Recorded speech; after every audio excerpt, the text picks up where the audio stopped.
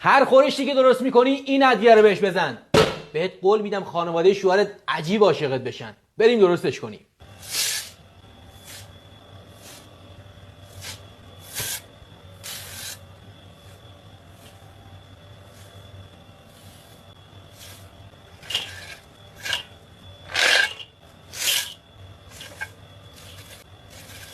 بریم که با هم دیگه همه رو قاطی کنیم. بریم که آسیابش کنیم.